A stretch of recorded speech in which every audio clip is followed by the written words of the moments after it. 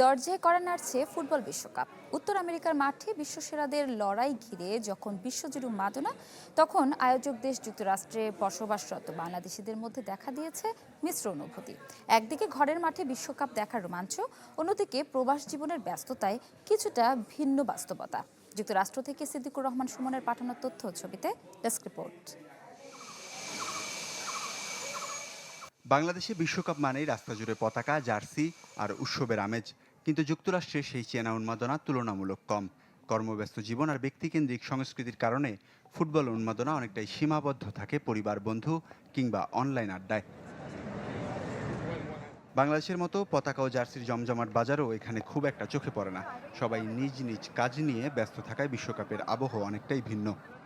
Argentina Brazil নিয়ে যুদ্ধ এরকম খুব একটা চোখে পড়ে না, কিন্তু খেলার দিনে ঠিকই মানুষ, স্টেডিয়াম ভর্তি মানুষ থাকে।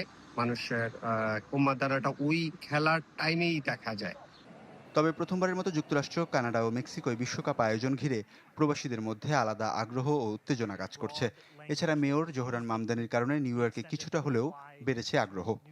Given the broad language that was used that could be extended to apply to museums, to libraries. এরই মধ্যে টিকিটের উচ্চ মূল্য অনেক দর্শকের জন্য হতাশার কারণ হয়ে দাঁড়িয়েছে। বিশেষ করে মেট লাইফ স্টেডিয়ামের ম্যাচগুলো অনেকের নাগালের বাইরে, ফলে বেশিরভাগই খেলা উপভোগ করবেন টিভির পর্দায়। তবে কমিউনিটির ফুটবল প্রেমীদের উৎসাহিত করতে বিভিন্ন আয়োজন ও পুরস্কার ঘোষণা করা হয়েছে। If you spend $50, you can enter, আপনি ঢুকতে পারবেন, তখন রাফল টিকিট 5টা পাবেন।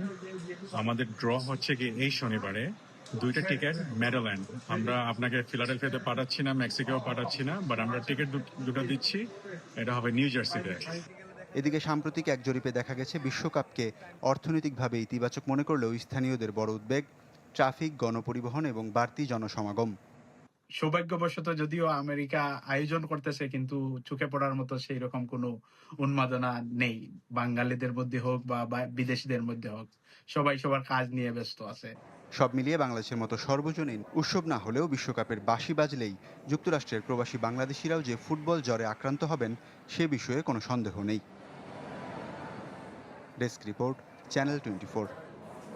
নগদ নিয়ে এলো হার না মানা হার অফার।